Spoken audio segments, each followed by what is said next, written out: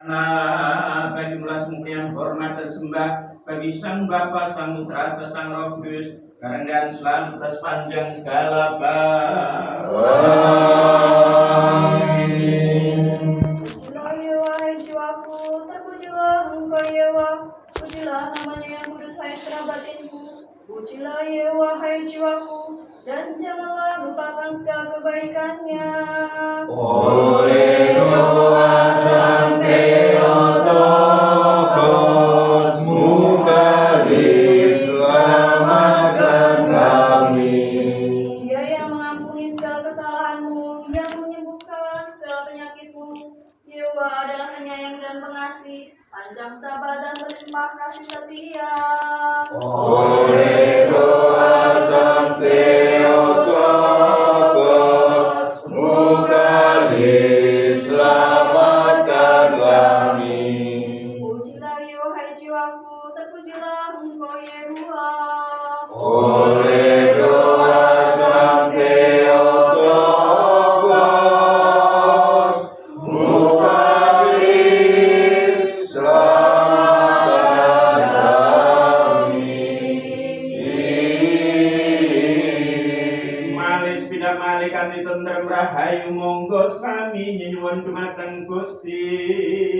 Gusti mugi melasi. Tapi rumono kali jengno kali purolan kajagyo kawlos doyo balas rono raman patuko. Gusti mugi melasi. Kanthi ngengeti bukit ingkang tansah sinuci suci murni binrekanan mulya Sang Paryas Wiji lan kang tansah kenyodyan Maryam kanthi para jana suci sedaya monggo sami ngasrahaken diri kita piyambak tunggal dhateng sanesipun kanthi sagunging sang kita dumateng Sang Kristus salah sembahan kita.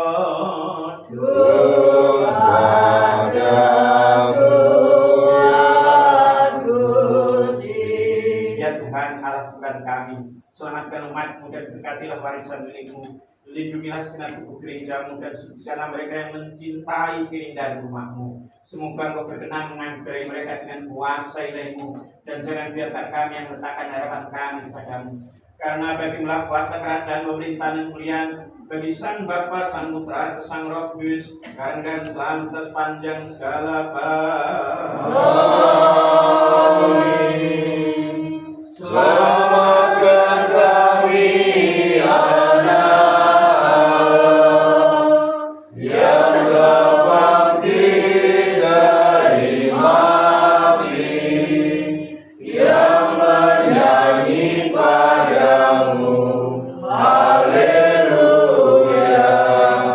Pujilah ya wahai jiwaku, aku hendak memuliakan Yehovah selama aku hidup, dan bermazmur bagi Allahku selagi aku ada. Selamatkan kami, anak yang terbangkit dari mati, yang menyanyi padamu. Haleluya. Janganlah percaya kepada para bangsawan, kepada anak manusia yang tidak dapat memberikan keselamatan. Apabila nyawanya melayang, ia kembali ke tanah. Pada hari itu juga lenyaplah maksud-maksudnya.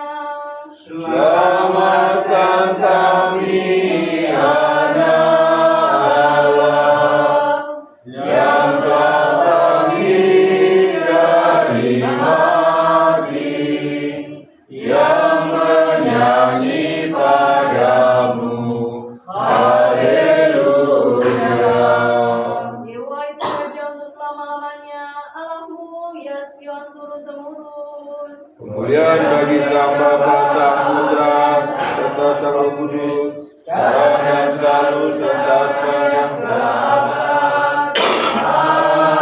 Amin. Ya Anak Tunggal dan Sang Firman Allah, yang ada dalam Bapa dan berkehendak demi keselamatan kita, jadi daging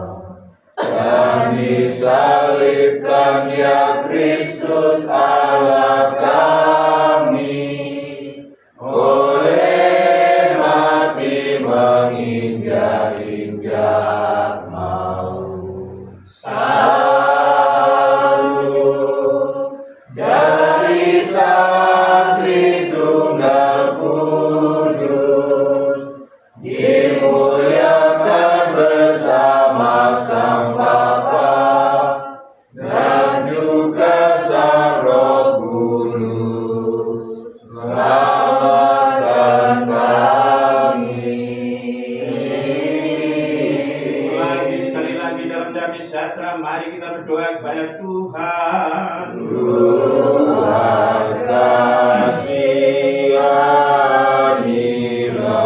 Selamatkanlah, hiburkanlah, lindungilah kami Allah dengan rahmat-Mu.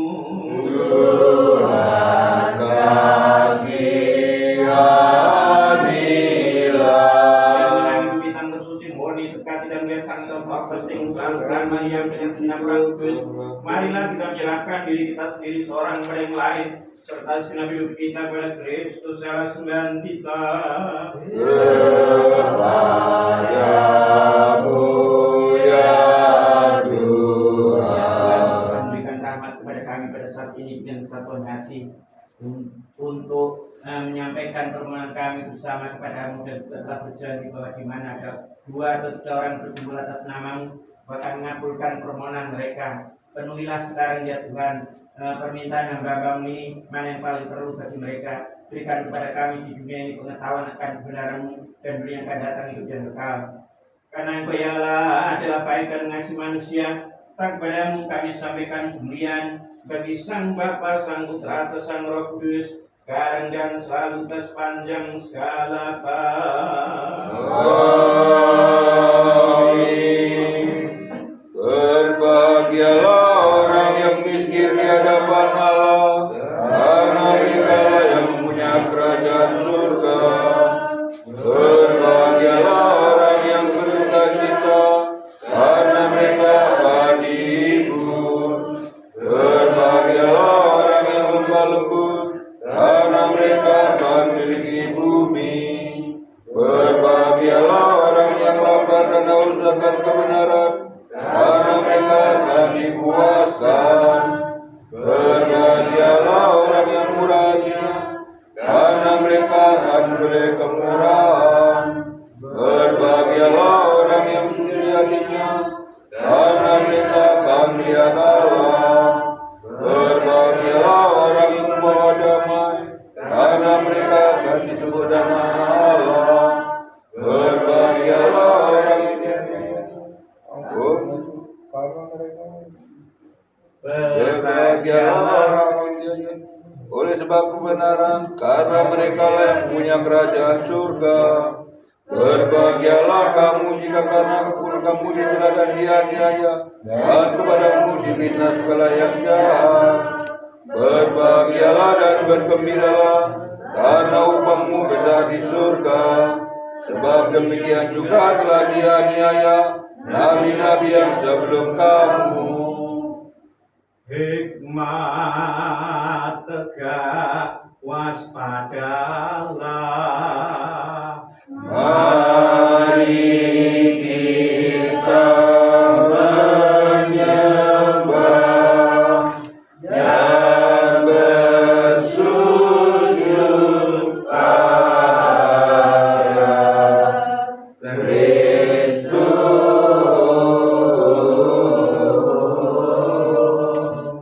Selamatkan kami anak Allah yang lahir dari maut, yang menyanyi padamu. Haleluya.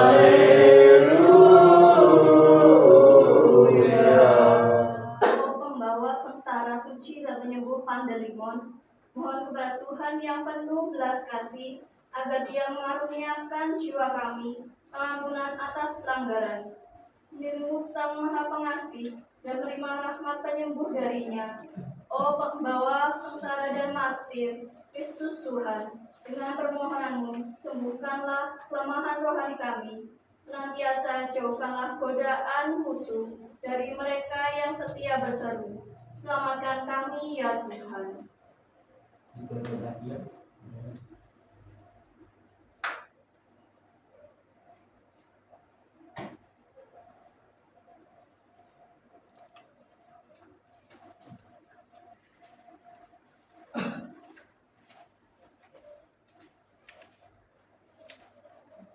Biarlah mereka yang di surga bersukacita, dan biarlah mereka yang di bumi bergembira. Karena Tuhan telah menunjukkan kekuatan dengan lengannya. Dia telah menginjak-injak maut oleh kematian, dan telah menjadi yang sulung dari antara orang mati. Dia telah membebaskan kita dari perut neraka, dan telah mengaruniakan karunia yang besar kepada dunia. Mari kita berdoa kepada Tuhan. Tuhan Dalam sembahan kami dalam kudus kepada kami sampaikan pujian bagi Sang Bapa, Sang Putra, atau Sang Roh Kudus, dan selalu kita sepanjang segala abad. Amin. Allah Kudus, Sang Kuasa Maha Kudus, Sang Bapa Maha Kudus, kasihanilah kami.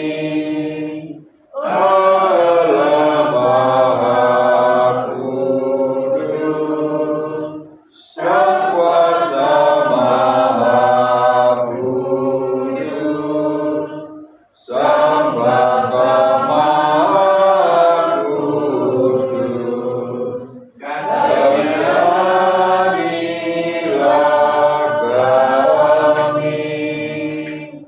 Allah Maha Kudus, Sang Kuasa Maha Kudus, Sang Bapa Maha Kudus, kasihanilah kami. Kemuliaan bagi Sang Bapa, Sang Putra, dan Sang Roh Kudus, dan selalu sepanjang segala Amin. Sang Bapa Maha Kudus, kasihanilah kami.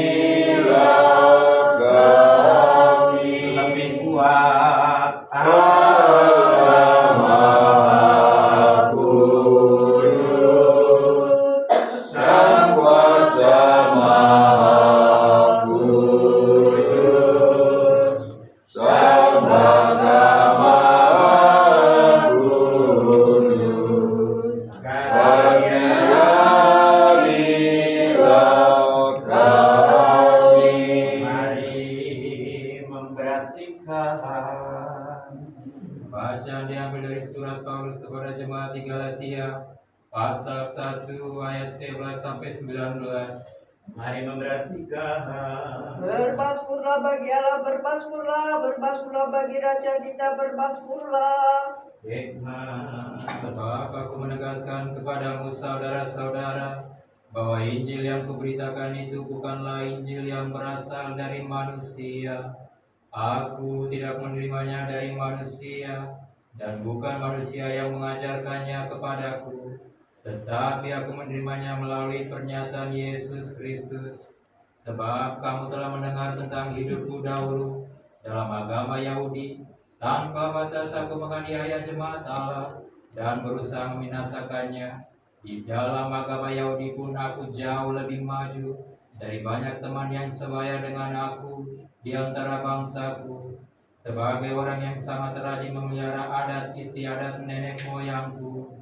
Namun pada waktu Allah yang telah memilih aku sejak dalam kandungan ibuku dan memanggil aku oleh anugerahnya, berkenan menyatakan anaknya di dalam aku, supaya aku memberitakan dia di antara bangsa-bangsa bukan Yahudi.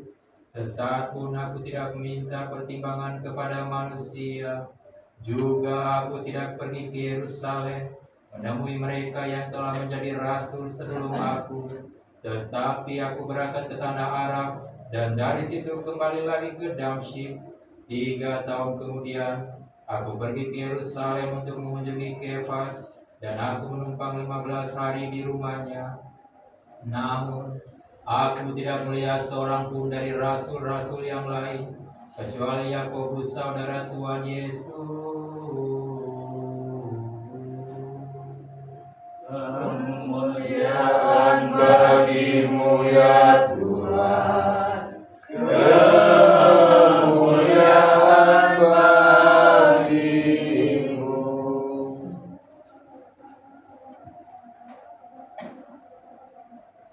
Umat tetap bangkitlah, mari kita mendengarkan Injil suci.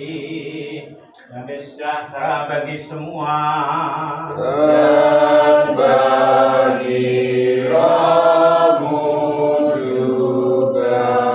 Bacaan diambil dari Injil suci yang menurut Lukas pasal yang ke-8 ayat yang ke-5 sampai 15. Mari kita memperhatikan. Kemuliaan bagimu ya Tuhan, kemuliaan bagimu. Adalah seorang penabur keluar untuk menaburkan benihnya. Pada waktu ia menabur, sebagian benih itu jatuh di pinggir jalan. Lalu diinjak-injak orang dan burung-burung di udara memakannya sampai habis. Sebagian jatuh di tanah yang berbatu-batu dan setelah tumbuh ia menjadi kering karena tidak mendapatkan air. Sebagian lagi jatuh di tengah semak duri dan semak itu tumbuh bersama-sama dan menghimpitnya sampai mati. Dan sebagian jatuh di tanah yang baik dan setelah tumbuh berbuah 100 kali lipat.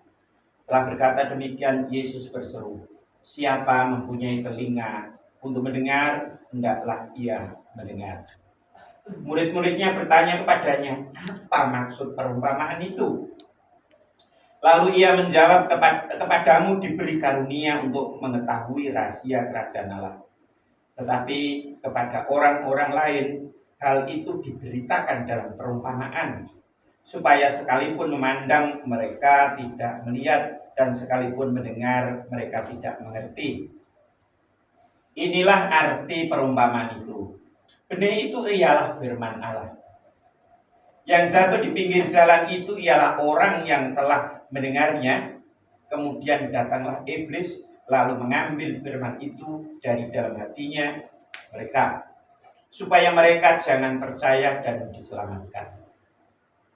Yang jatuh di tanah yang berbatu-batu itu ialah orang yang setelah mendengar firman itu, menerimanya dengan gembira, tetapi mereka itu tidak berakal.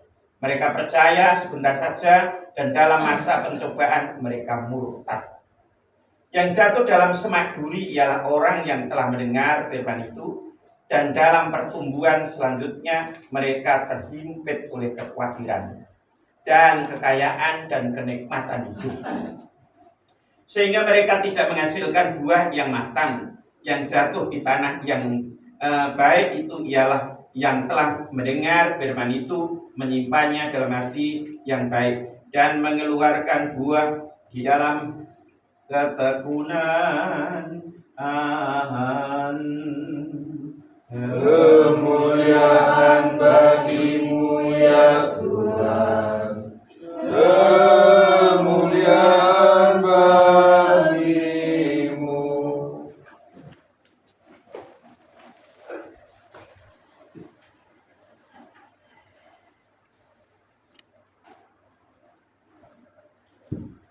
Leren di jalan.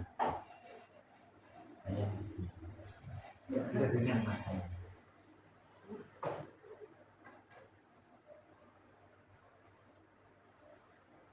Shalom Elohim Sam Yosua Masya. Sungguh luar biasa karena kasih Tuhan. Hari ini saya dituntun oleh Tuhan bisa bertemu dengan saudara-saudaraku di tempat ini yang sudah lama saya tadi sampaikan. Dalam perjalanan saya hampir 12 hari nanti sampai rumah, saya keluar dari Solo, naik kereta Surabaya. Dari kereta itu dari Surabaya saya menginap di rumah Mbak Evenia. Suatu malam paginya itu naik kapal. Naik kapal itu waktunya itu 3 hari 3 malam. Saya tidak tahu juga, sepanjang hidup saya baru kali itu saya naik kapal. Setelah selesai turun dari kapal hari Minggu, saya ingat itu, loh kok persis penderitaan Tuhan Yesus 3 hari 3 malam. Dimulai Tuhan Yesus itu naik tiang salib itu jam 2 siang. Saya itu jadwalnya jam 9, tapi jam 2 itu baru berangkat. Itu kapal. Jam 2 sampai jam 6 hari Jumat itu sudah dihitung 1 hari. Ya, karena belum jam 6, jadi sudah dihitung 1 hari. Hari Jumat jam 6 sore sampai jam 6 sore lagi, itu 1 hari penuh, itu dihitung 1 hari. Jadi 2 hari. Hari Sabtu sore jam 6 itu sudah masuk hari Minggu. Tuhan Yesus pagi-pagi benar sudah bangkit. Nah, saya sampai di Palu itu Minggu pagi. Sampai sana saya merenung, loh, kok ini saya bisa ya? Peristiwanya Tuhan Yesus di penderitaan kok saya naik kapal 3 hari 3 malam terkena. Sampai sana Minggu melakukan liturgi, dan setelah melakukan liturgi saya melakukan homili. Ada yang mengambil waktu homili sedikit, itu akhirnya di-share, ada yang viral. Karena apa? Karena diambil oleh aktivis dari orang Katolik, sehingga Walek pergi ke Indonesia Timur, hati-hati ada macam-macam ya provokasi lah di TikTok, sehingga menjadi viral. Biarkan saja lah, aku bilang gitu ya. Dan kita berbuat baik saja, mereka khawatir saja. Ya. Terus kemudian pagi saya ngajar, sore ngajar, pagi ngajar, sore ngajar, pagi ngajar. Dan juga ada pemberkatan rumah. Dan saat sore mengajar itu banyak yang datang. Ada para pendeta, ada aktivis, sehingga menjelang saya akhir pulang itu ada yang menyatakan ingin jodoh beberapa.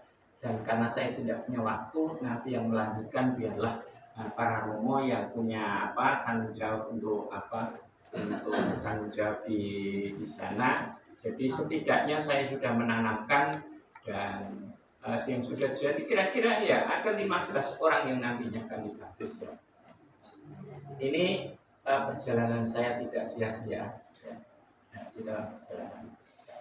Saya kembali lewat udara kemarin sampai Surabaya jam 2 ya. Terus kemudian ke hotel karena Sabtunya itu saya diundang oleh keluarga untuk pesta pernikahan anaknya, dan saya diminta mewakili dari pihak keluarga karena ini pernah kakak ya. Jadi nyerahkan manten ke gereja ya saya di KI. Terus kemudian ada serah-serahan ya saya. Jadi akhirnya saya jadi orang tua mereka. Karena apa? Karena memang saya dituakan, walaupun bukan ortodok dia GKI, tapi mereka menuakan kami kan memang. Dan hari ini kami mau pulang Solo, tapi harinya Minggu saya harus liturgi, dan saya memohon izin kepada Romo Stapros untuk bisa liturgi di Mojokerto. Mereka memberikan izin, karena itulah sampai hari ini kita bertemu saudara-saudara ini. Salam sehat, seger waras. Saudara-saudara, hari ini juga kebetulan itu gereja memperingati satu peristiwa besar, yaitu konsili yang ke-7. Apa konsili ke-7? Ikonoklasme. Gereja sepanjang beberapa tahun itu ditindas. dilarang untuk menggunakan ikon. Bahkan banyak orang yang terbunuh mati karena membela ikon. Akhirnya pada tahun 787 di kota Nikia ada satu konsili di mana ikon akhirnya diputuskan untuk diperbolehkan, dikembalikan, dipasang di gereja-gereja, di kapel-kapel, di rumah-rumah orang percaya, ikon dikembalikan. Jadi mulai saat itulah kemenangan dari bidat ajaran sesat ikonoklasme. Nanti kalau peristiwa masalah ikonoklasmenya seperti apa, nanti googling sendiri, gampang itu sekarang cari ya. Saudara-saudara, mengapa orang ortodok itu membela mati-matian mengenai ikon? Karena orang ortodok melandasi dasar imannya bahwa firman itu telah menjelma menjadi manusia dalam bentuk real. Firman yang tidak kelihatan ada dalam kedalaman diri Allah, dalam kegenapan waktu menjelma menjadi manusia, diambil dari buah rahim Maria dalam bentuk fisik yang nyata yang real. Dan itu adalah restorasi dari seluruh benda materi, termasuk keberadaan manusia. Karena itulah menolak ikon berarti menolak eksistensi di mana firman menjelma menjadi yang daging. Karena sebelumnya juga sudah ada bahwa ada bidat yang mengajarkan bahwa yang disalibkan, yang menjelma menjadi manusia itu bukan firman Allah. Karena itu dalam kidungan tadi selamatkan kami anak Allah yang telah bangkit dari mati, yang menyanyi padamu haleluya. Ini adalah kidungan gereja untuk menolak bidat-bidat itu, ajaran-ajaran sesat. Yang pertama adalah ikon itu menggarisbawahi bahwa firman Allah itu menjelma menjadi manusia, dan nama kemanusiaannya itu adalah Yesus Kristus. Pada saat Kristus itu bangkit dari kematian, bukan rohnya saja yang bangkit, tapi dibangkitkan bersama tubuhnya, yaitu tubuh yang dimuliakan. Jadi di sana ada tubuh kemuliaan Kristus. Nah, kita ini diselamatkan karena menyatu dengan kemanusiaan Kristus itu, yang dimuliakan itu, yang sumber kemanusiaannya itu dari siapa? Dari buah rahim Maria. Jadi gereja tidak menghormati Bunda Maria, gereja sesat. Menghormati berbeda dengan menyembah, dua hal yang berbeda. Karena itulah gereja mempertahankan sampai ribuan bahkan ratusan ribu orang mati para petapa membela ikon ini dihancurkan. Akhirnya dipasang kembali oleh Ratu Heleni, diperbolehkan, dan di dalam keputusan konsili maka ikon-ikon ini dikembalikan kepada gereja. Saudara, apa kaitannya dengan bacaan Injil yang kita baca hari ini? Ikon yang dipasang di gereja-gereja, di kapel-kapel kita ini adalah gambaran daripada hidup kita yang mengalami kerusakan. Kenapa? Karena dosa. Karena dosa, manusia menjadi rusak. Gambarnya itu rusak. Manusia itu dicipta oleh Allah menurut citra dan gambarnya Allah. Oleh karena dosa, maka gambarnya menjadi kabur. Dengan ikon dipasang-pasang kembali itu mengalami pemulihan, berarti adalah satu gambaran bahwa kemanusiaan kita sebagai gambar dan rupanya Allah ini harus dipasang kembali di dalam batin kita masing-masing. Supaya apa? Supaya menyatu dengan Kristus yang adalah hidup. Jadi ajaran ortodoksia itu sangat dalam. Bukan hanya sekedar ikut-ikutan, tetapi ini memiliki makna yang dalam. Bagaimana cara memasang gambar kita yang rusak ini? Doa, puasa, liturgi, terus-menerus, itu akhirnya nanti Sang Roh Kudus memberikan kekuatan dari dalam. Sehingga kita yang memiliki kelemahan-kelemahan itu akan dipulihkan. Diberi kekuatan supaya kita ini dapat mengalahkan kelemahan kita sendiri.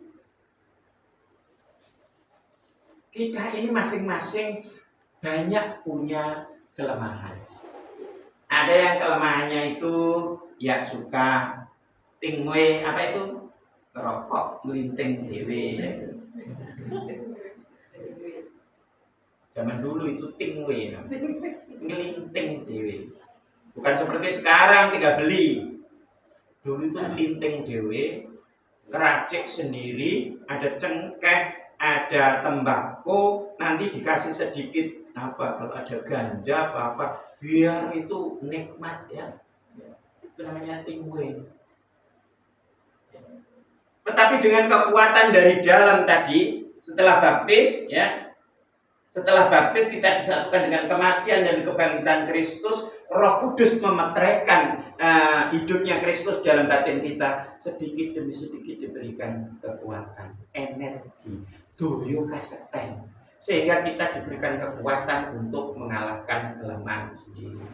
Yang bisa seperti sempur setiap hari itu tiba-tiba itu, wah, aku kok bisa ya tidak merokok. Ini adalah kekuatan dari dalam. Dan banyak kelemahan-kelemahan kita, ya, banyak sekali kelemahan kita. Tetapi dengan rahmat Allah kita diberikan satu. Dengan doa, dengan puasa, dengan banyak liturgi, ya. Makanya saudara-saudaraku yang ada di sini, tolong setidaknya yang terkait liturgi itu dihafal. Ya. Sekarang kapel ini diberi nama Janus Suci Pantelimon. Setiap orang kudus itu ada namanya hidungnya, hidung pujian bagi dia, troparion-nya. Troparion itu selalu akan dikidungkan pada saat ini liturgi. Sesudah arah-arahan Injil itu ada, kalau di Solo, terpujilah Engkau Kristus Allah kami yang membuat para nelayan bijaksana dengan kirimkan Roh-Mu yang Maha Kudus, dan melaluinya dunia pun di jalannya, pengasih manusia kemuliaan bagimu. Itu troparion untuk Tritunggal Maha Kudus. Nah, ini namanya Pantelimon. Kalian cari, minta gimana cara menghidungkan supaya dalam liturgi itu nanti indah, ya. Satu. Yang kedua juga dalam liturgi sebelum itu kidung bahagia itu ada troparion kebangkitan. Tadi mendahului, Romo mau mengidung sudah berbahagialah, ya. Sebenarnya ada kidung troparion kebangkitan sesuai dengan iramanya. Irama 1 sampai irama 8, ya. Itu minggu ini irama kedua. Berarti irama kedua ya, itu yang harus dibaca. Nah, ya, dibaca baru masuk berbahagialah bareng-bareng, ya. Itu sesudah arah-arah terpujilah Engkau Kristus itu ada lagi, ada kidungan, ya. Karena inilah Bapak Ibu saudara-saudara, supaya kalian itu di sini nanti mantap, ada aliran Roh Kudus yang karena itu kami mohon setidaknya pribadi demi pribadi nanti belajar untuk liturgi, setidaknya liturgi itu. Dan juga sebelum ada masuk liturgi itu ada kidung doksologi seperti tadi. Nah, saya lihat tidak ada, ya. Tidak ada kidung doksologi. Sebenarnya di dalam sembahyang singsing fajar minggu itu ada kidung doksologi. Setidaknya kalau tidak ada ibadah minggu penuh sembahyang singkat saja, setidaknya hitung doksologi di situ dimulai untuk masuk kepada nah, saudara-saudara, kaitannya dengan kehidupan kita adalah bahwa diri kita ini dicipta menurut citra dan gambarnya Allah. Ya, ikon ini adalah gambar. Pada saat ikon ini dihancurkan, tidak boleh dipasang, berarti itu apa? Iman kita dirobek-robek. Dasar iman kita dirobek, firman menjelma menjadi yang bersifat daging. Kita ini citranya Allah. Nah, karena itulah dengan dipasang kembali ini menggambarkan kita harus ayo berani kita memasang lagi gambar kita yang rusak ini. Gambar kita yang menjadi buram ini loh, karena dosa, iblis dan kematian. Gambar kita di dalam ini rusak. Mari kita pasang kembali di dalam batin kita sendiri. Rusaknya karena apa? Karena dosa. Setiap hari banyak hal kita tuh melakukan dosa. Kadang itu kita tidak menyadari. Dosanya masing-masing. Dosa saya berbeda dengan dosa ibu-ibu, adik-adik dan semua. Berbeda. Salibnya juga berbeda-beda. Karena itulah kita harus berani untuk memasang kembali gambar dan rupa kita yang rusak ini dengan jalan puasa, doa, baca kitab suci, liturgi, merenungkannya. Inilah mulai kita tenggelam di dalam Roh Kudus. Ya, saudara, nggak usah banyak-banyak. Saya mohon saudara-saudara itu sembahyang harian Daniel 3 kali saja, pagi, siang, malam. Setidaknya itu dulu yang mudah, yang ringan-ringan, supaya kalian itu punya punya energi Kristus. Lalu apa hubungannya dengan bacaan kita liturgi hari ini? Yaitu diambil dari Lukas pasal yang ke-8 ayat yang ke-15 ya tadi ya. Ayat ke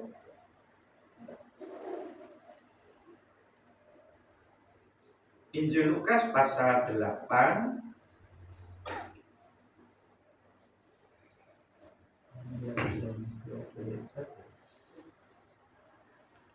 dari ayat 11. Ayat berapa tadi? Ya, seorang. Ya, dari ayat 5. Tuhan Yesus Kristus itu adalah secara budaya orang timur. Orang timur itu maksudnya timur dari mana sih? Timur dari kerajaan Roma. Memiliki satu perbedaan budaya. Orang timur itu senang kalau menerima pengajaran itu tidak langsung menegur orang langsung enggak, itu menyakitkan. Tetapi dengan perumpamaan. Mau menyindir orang juga dengan perumpamaan supaya tidak langsung. Tuhan Yesus mengajar dengan perumpamaan. Inti ajarannya itu yang mau disampaikan itu dibungkus dalam bentuk perumpamaan. Yang mengerti biar mengerti, yang tidak mengerti sekalian biar bodoh. Tetapi isi pesan itu dibungkus dalam perumpamaan. Karena itulah saudara-saudara kalau membaca perumpamaan harus pintar mencei. Karena apa? Karena isi pesannya itu dibungkus. Nah, persis itu orang Indonesia juga gitu, banyak senang dengan perumpamaan. Ada seorang penabur keluar untuk menabur benihnya. Seorang penabur ini tidak disebutkan namanya. Siapa kira-kira? Allah. Allah itu mengatasi dimensi nama. Allah itu mengatasi dimensi nama.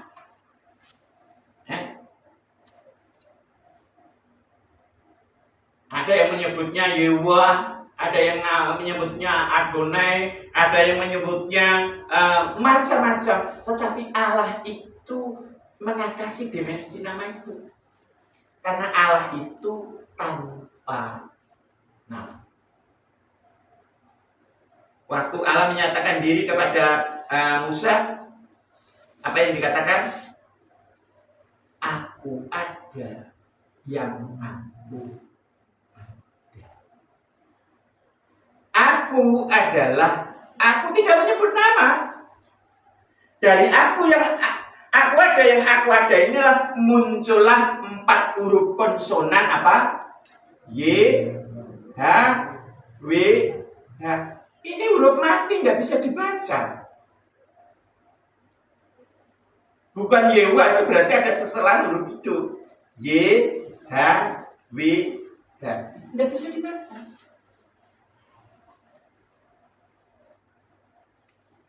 Allah menyatakan diri itu apa? Menyatakan aku ada yang aku ada. Berarti dia itu mengatasi dimensi.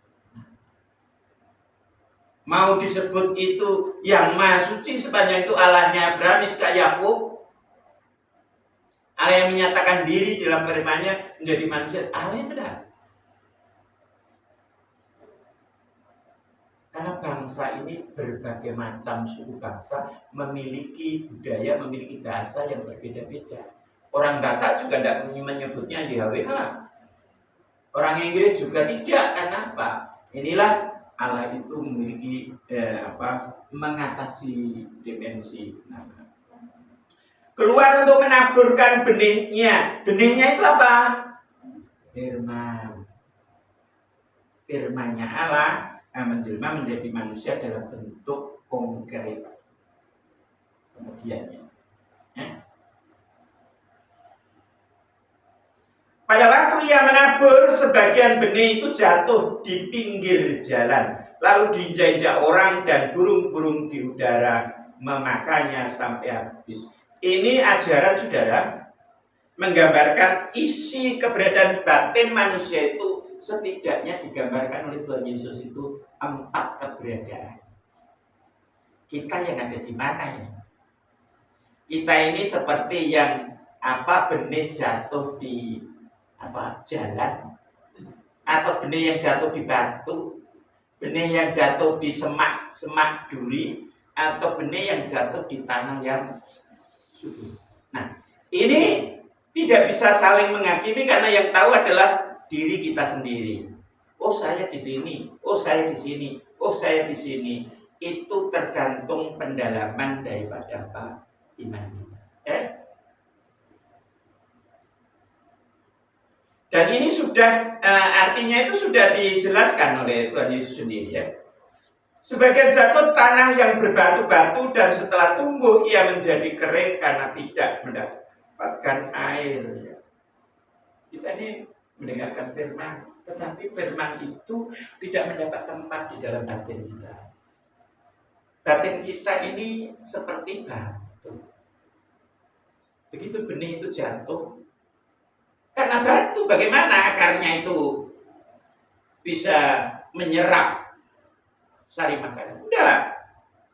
Nah, banyak sekali keberadaan batin kita itu seperti batu. Mendengar firman Tuhan, ditegur apa-apa, itu kita seperti batu. Seperti batu.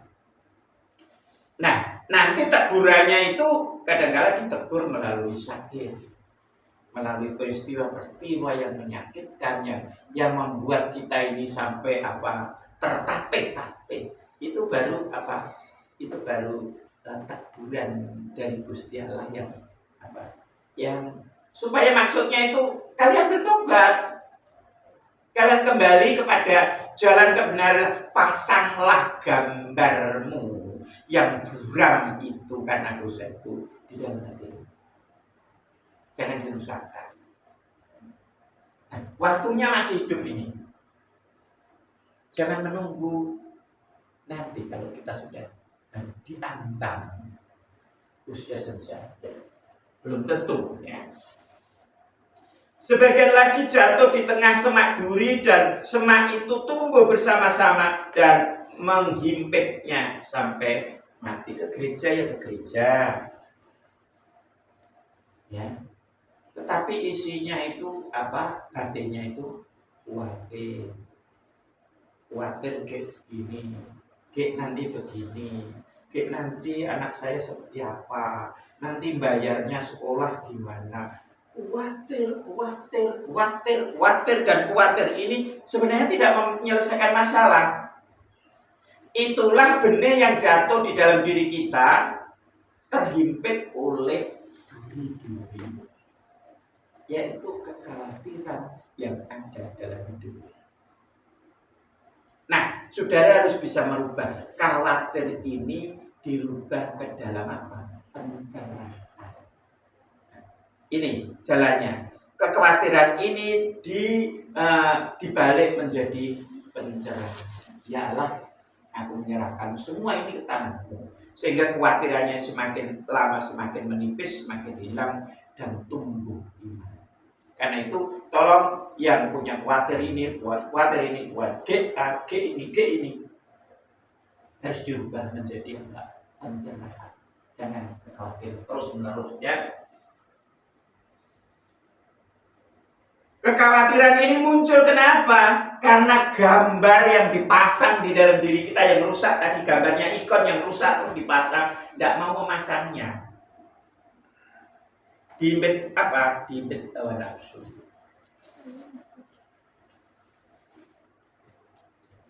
Sebenarnya saudaraku, kalau manusia itu terima cukup, itu hidupnya nyaman. Tapi karena ingin, itulah menjadi penderitaan. Saya kemarin ngomong sama Sofi, manusia itu kalau sebenarnya kalau hanya sehari makan nasi, tempe, tahu, kemudian sayur, cukup, itu sudah cukup. Ya. Tapi masalahnya pengen itu bistik. Masalahnya pengen rawon. Masalahnya pengen yang lebih, sehingga akhirnya kurang. Karena apa? Nilainya jadi lebih. Menjadi penderitaan karena apa? Karena keinginan yang lebih. Nah itu tak beritahu ya. Orang yang kaya sesungguh-sungguhnya. Mari saya ngomong sama saya. Orang yang kaya sesungguh-sungguhnya itu orang yang mau mengucap syukur. Walaupun hartanya itu sedikit cukup untuk kehidupan sehari cukup, tapi hatinya syukur. Itulah orang kaya yang sebenarnya.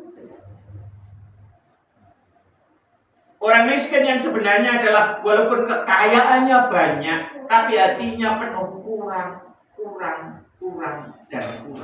Itulah orang miskin yang sejati.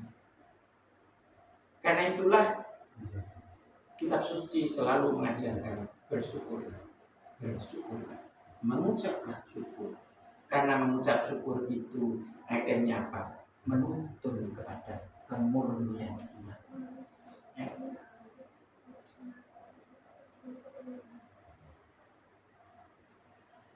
Setelah berkata demikian, Yesus bersuruh siapa mempunyai telinga untuk mendengar, hendaklah ia mendengar. Dan sebagian jatuh di tanah yang baik dan setelah tumbuh berbuah 100 kali lipat. Batin orang yang baik itu diibaratkan tanah yang subur. Mendengar tapi dijalani. Sehingga itulah yang akan menghasilkan. Walaupun ngerti banyak kitab suci ini dari Kejadian sampai Wahyu, tapi hanya terima di sini, nanti dipakai untuk berdebat setiap malam, setiap hari. Tidak menghasilkan pertobatan. Nanti kalau yang sana itu menolak, yang sana menolak, hatinya itu panas. Jadi akhirnya apa? Pengetahuan Injil itu hanya disimpan di sini. Jadilah Itu apa? Filsafat kosong. Filsafat itu tidak menyelamatkan. Mending itu orang yang jualan jamu, jualan apa, makanan, duduknya jemaat di pinggir sana, tahu sedikit, tapi apa? Dijalani. Justru itulah, karena diterima di hati, bukan diterima di pikiran. Karena Roh Kudus itu dicurahkan bukan di dalam pikiran, tetapi di dalam hati, sehingga bisa merubah orang itu berubah. Ya.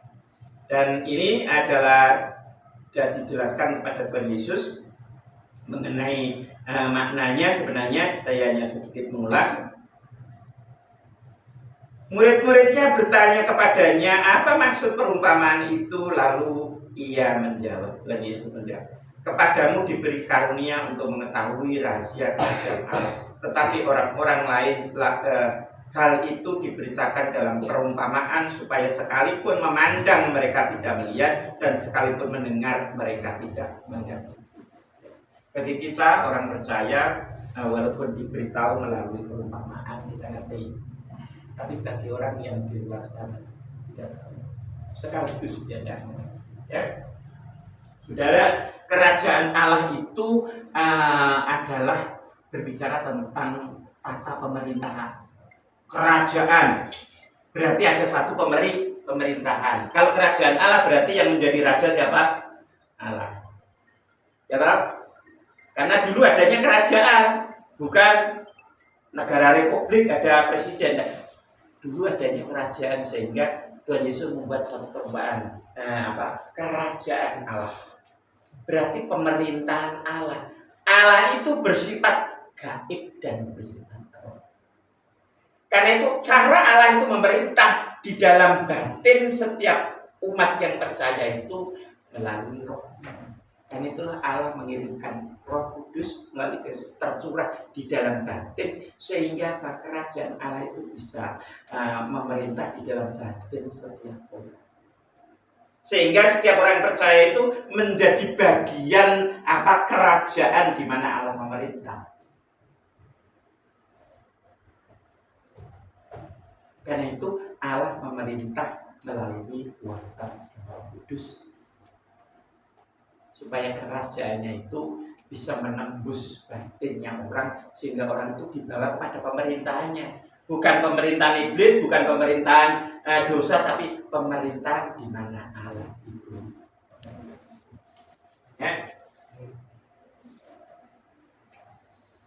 Ya.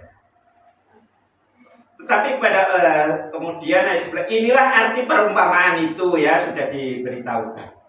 Benih itu adalah firman Allah. Berarti yang menabur itu adalah yang punya firman. Yang punya firman siapa? Allah. Allah itu adalah gaib. Dalam bahasa Jawa itu adalah Allah itu tangkeno kinoyo mohe. Aduh tanpa wangenan, cedak tanpa sesinggungan. Ada, tapi tidak bisa dilihat oleh indera ragawi manusia. Karena itulah hadirnya di dalam batin kita melalui kuasa rohnya. Supaya pemerintahnya itu ada di dalam batin orang, maka mencurahkan Roh Kudus. Melalui Roh Kudus itulah hidupnya Yesus dihadirkan di dalam hati. Supaya manusia menjadi masuk di dalam kerajaan.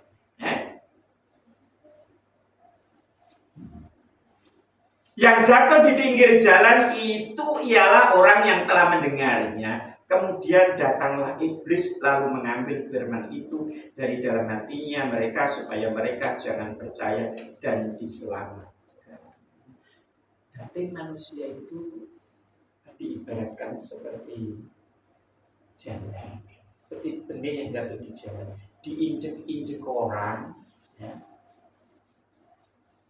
Karena di jalan kelihatan benih itu, sehingga ada burung datang, lalu apa?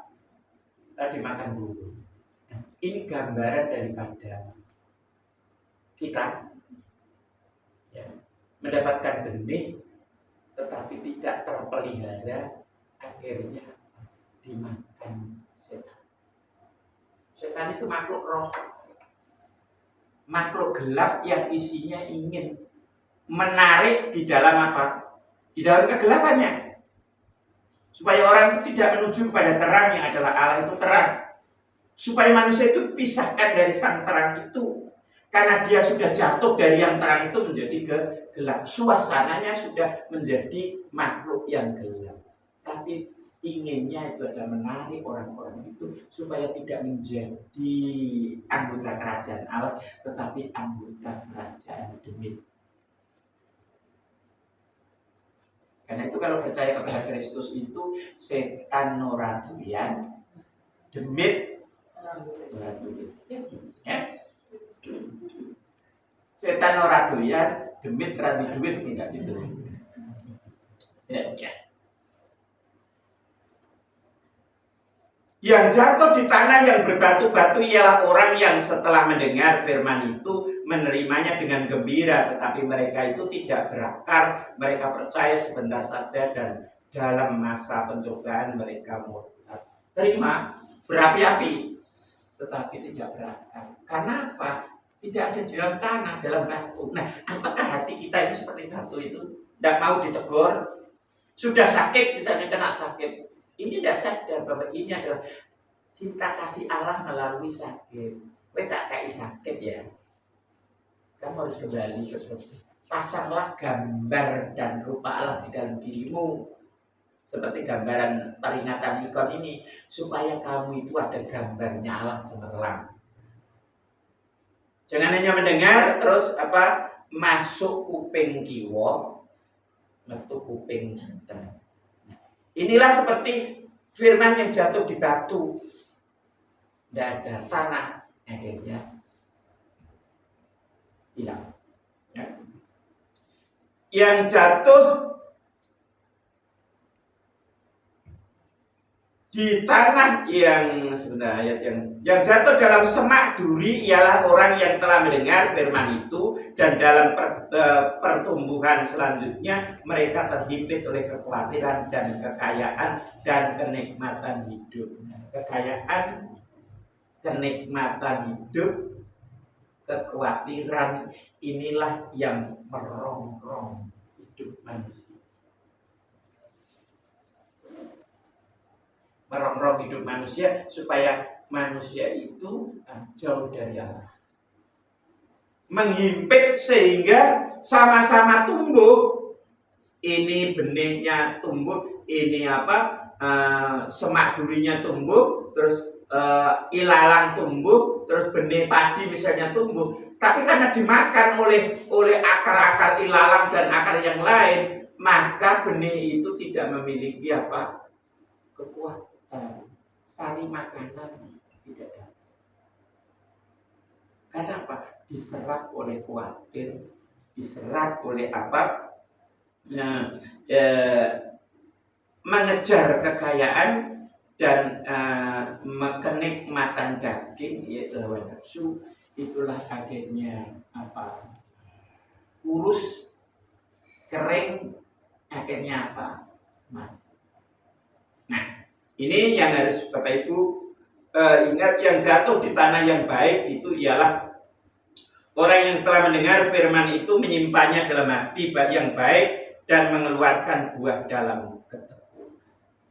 Karena itulah penderitaan itu menghasilkan ketekunan. Ketekunan menimbulkan tahanuji menimbulkan Karena itu Bapak Ibu Saudara-saudara, mari kita pasang gambar citra Allah yang rusak ini di dalam batin kita, dipulihkan lagi. Dan semangat. Jangan kendor, karena Kristus itu jalan kebenaran dan hidup. Tidak ada jalan lain. Kristus bukan mendirikan agama, termasuk agama Kristen bukan mendirikan Kristus. Kristus mendirikan gereja. Dan gerejanya adalah gereja ortodok ini. Bukan gereja yang muncul abad ke-19 bukan gereja yang muncul abad yang ke-11. Tidak, gereja didirikan Kristus abad pertama tahun 33 Masehi, yaitu gereja ortodoks. Karena itu gereja ini gereja yang menghasilkan jutaan orang suci. Carilah gereja, jangan cari agama.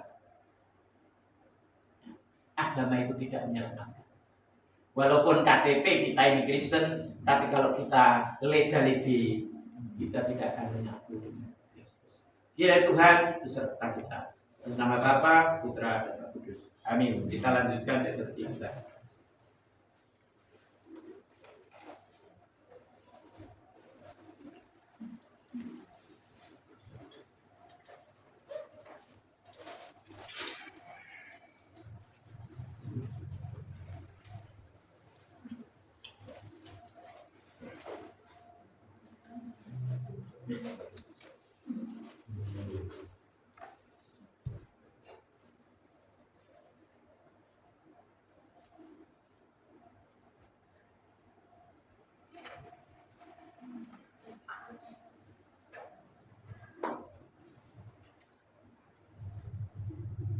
Marilah kita mengatakan dengan seluruh jiwa kita dan dengan seluruh pikiran kita. Marilah kita mengatakan, Tuhan kasihanilah.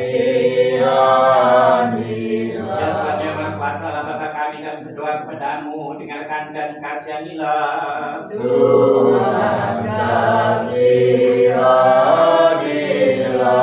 Siapa kami yang menurut belas kasih mencar, kami berdoa kepadamu, dengarkan kami dan kasihanilah. Tuhan kasihanilah, Tuhan kasihanilah, Tuhan kasihanilah. Kami berdoa bagi metropolitan kita Potius dan Episkop Daniel. Tuhan kasihanilah, Tuhan kasihanilah, Tuhan kasihanilah. Bagi saudara-saudara kami, para saudara rakyat dan para rakyat dan raibah, serta semua saudara kami dalam Kristus. Tuhan kasihanilah, Tuhan kasihanilah, Tuhan kasihanilah. Dengan doa bagi pengasihan hidup kami, kesehatan, keselamatan, pertunjukan, pengampunan dosa-dosa dari para hamba yang datang dalam liturgi suci ini, dan semua orang Kristen ortodoks yang saleh yang hidup dan tinggal di sini. Tuhan kasihanilah, Tuhan kasihanilah, Tuhan kasihanilah. Bagi para pendiri yang berkati dan selalu tenang dari gereja kudus ini, dan semua bapak dan saudara kami yang ortodoks yang telah menghasilkan hidup ini sebelum kita yang tertidur dalam Tuhan di sini dan di mana saja. Tuhan kasihanilah, Tuhan kasihanilah, Tuhan kasihanilah. Bagi mereka yang menghasilkan buat dan melakukan pekerjaan-pekerjaan yang baik dalam rumah kudus dan terhormat ini, bagi mereka yang melayani dan bagi mereka yang menghitung, dan bagi semua umat yang hadir di sini yang menantikan belas kasih yang agung dan besar. Tuhan kasihanilah, Tuhan kasihanilah, Tuhan kasihanilah. Ya Tuhan, sembahan kami, terimalah doa penuh semangat daripada hamba-Mu ini. Kasihanilah kami menurut belas kasih-Mu yang besar, dan turunkanlah belas kasih-Mu ke atas kami dan ke atas semua yang menantikan belas kasih-Mu yang agung dan besar. Karena Engkau adalah Allah yang Maha Kasih dan mengasihi manusia. Padamu kami sampaikan pujian bagi Sang Bapa, Sang Putra, Sang Roh Kudus, sekarang dan selalu atas panjang segala bangsa. Amin. Berdoalah kepada Tuhan, ya para dharma siswa.